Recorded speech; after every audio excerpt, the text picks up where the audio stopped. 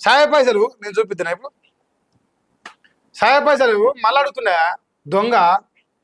సరిపోతలేవు, 20,000 కోట్లు ఉన్నాయి. ఇంకెందుకు నీ పైసలు? ఇవో బ్యాంక్ అకౌంట్లు పెడుతున్నాయి, బ్యాంక్ అకౌంట్లు పెడుతున్నాయినా. Telangana Rajyadhikara party official bank account details అని ఇట్లా బ్యాంక్ అకౌంట్ పెట్టి పైసలు అడక తింటాను. మళ్ళా బిచ్చగాడు అయిండు. 20,000 కోట్లు ఉన్నాయి. నీకెందుకు బ్యాంక్ అకౌంట్లు?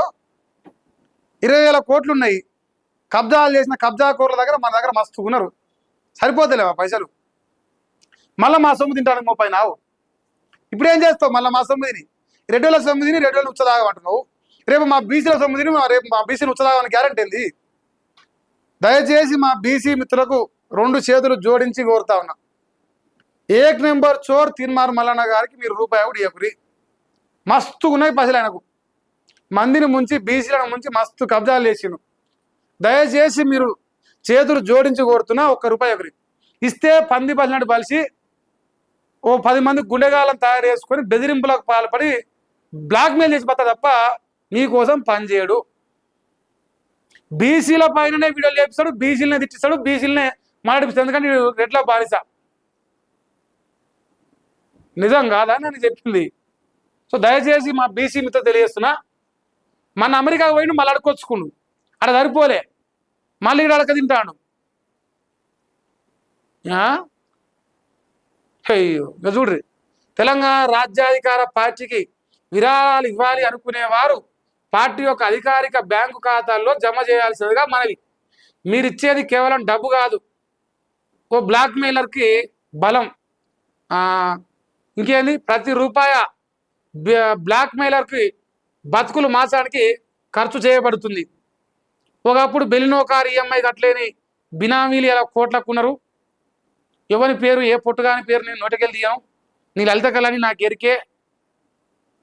సో మా తీర్మానం మన దగ్గర బినామీలు ఒకప్పుడు ఒక్కడు వార్తలు వీళ్ళు అంగేసుకొని ఇంట్లో కూర్చొని తైలంగిలు వేసుకొని కూర్చొని బతికింది. ఇప్పుడు ఏంది, చుట్టూ కబ్జా కూరలను తయారు చేసుకుని గుణగాలను తయారు చేసుకుని బేరిస్తాను, ఫోన్ కొట్టి ఈ లంగా పని చేస్తాను. ఓసారి 10 రూపాయలు అయితే ఇంత కాడికి వచ్చింది. ఇంకో 10 రూపాయలు అయితే డైరెక్ట్గా బీసీల ఇంటి ముందరకు వచ్చి పైసలు వేయరా అని మరి ఇంటికో కబ్జా కూడా వస్తాడు. ఇప్పుడు ఈ 10 రూపాయలు వేసిర్రు, బీసీల భూములు కబ్జాలు ఎత్తాను గుండెగాలు తయారు చేసుకున్నాడు. ఇంకో 10 రూపాయలు ఎత్తారు, మీ ఇంట్లో మీదకి వచ్చి మీ కొంపల మీద పడతాను కూడా ఇంకో గుండెగాలు తయారు చేసుకున్నాడు. ఒక్కడుగా ఉన్నప్పుడు ఫకర్ లేకపోయేది. ఇప్పుడు గుంపు వచ్చినాక ఫకర్ వచ్చింది, దాడులు చేస్తాను బెదిరించే కాడికి వచ్చిండు. మరి ఇంకోసారి పైలు ఎత్తే మరి ప్రజల్ని సంపదానికి కూడా వస్తాడు. అంతే కదా, ఒక లంగను ఒక దొంగను పెద్ద చేసిన పాపమే కదా మనందరూ చుట్టుకుంది కదా. మరి పైసలు వేసినకంగా కాంగ్రెస్ వాడు, బీఆర్ఎస్ వాడు, బీజేపీ ఉన్నారానే. ఇప్పుడు మహేష్ గారి వెనక ఎవరో ఉన్నారు, మరి వీళ్ళ వెనక ఎవరు ఉన్నారు? ఇప్పుడు పైసలు వేసినప్పుడే అందరం మంచోళం. ఇప్పుడు మహేష్ గారి అనేటోడు ఇదే తిన్మారం మల్లన్నకు పైసలు కొట్టి, మల్లన్న నువ్వు ఎమ్మెల్సీ కావాలి మా ప్రజల కోసం పనిచేయాలన్నప్పుడు మంచోని. అప్పుడు నా వెనకంగా ఈయన లేడు ఆయన లేడు ఎవరు లేరు. కానీ మల్లన్న ఎందుకు ప్రజలను మోసం చేస్తున్నావు, బీసీలను మోసం చేస్తున్నావు, ముదిరాజుని అధ్యక్షుని ఎందుకు చేయమని అడిగితే ఈయన వెనకంగా ఆయన ఉండి ఈయన ఉన్నట్టు. మరి ఆనాడు నువ్వు ఉన్నావా చెప్పు. మరి నా వెనకంగా మా తిన్మారం మల్లనే ఉండు, నన్ను తిట్టమని చెప్పింది ఆయనే. నాదే వాయిస్ ఇది, నాదే వాయిస్ రికార్డ్ చేసుకొని మా తిన్మారం మల్లనే నాకు పైసలు ఇచ్చి తిట్టమని చెప్తున్నావు. ఇచ్చిండు మరి తిట్టమనే చెప్తున్నావు. ఆయనకంగా ఆయనే ఉన్నాడు. ఇగో అందుకే మా సార్ని ముఖ్యమంత్రి చేద్దామని చూస్తున్నాను నేను. మా గురువు కదా, గురుదక్షిణ కింద ముఖ్యమంత్రి పదవి ఇద్దామని చూస్తాను నేను. మా గురువు తప్పు లేదు కదనే. సో దయచేసి మా బీసీ సోదరులకు చెప్తున్నా, మనం ఇప్పటికే రూపాయికి ఇబ్బంది పడుతున్నాం.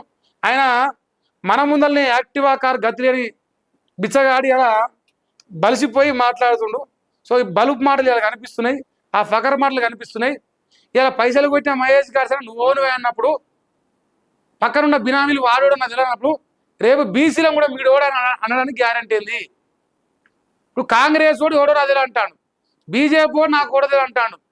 పానం ఇచ్చిన ప్రతి ఒక్కరిని వాడు ఓడో నది అన్నప్పుడు రేపు పానం పోసిన బీసీలు రేపు మీరు ఎవరో నది అనడానికి గ్యారంటీ ఏంది? అది మా తీర్మానం లలిత కళలు.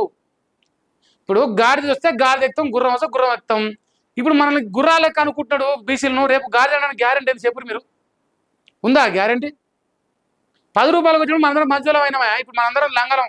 బీఆర్ఎస్ నీ బీజేపీ నీ కాంగ్రెస్ అందరు నేను ఆయన రేపు మీరు గారా? అవి మా లలిత కళలు బరాబరు ఉంటాయి. లలిత కళలు ఏందనుకుంటారు?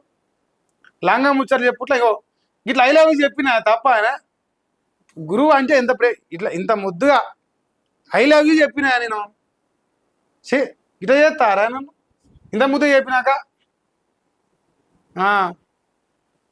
ఇంకా చూసుకో, రాసి పెట్టుకొని దాచి పెట్టుకోరు పైసలు ఇద్దరు శరిసాగం. జనాలు సుతగానం చేయరు, నిండా ముంచు కూర్చోరి.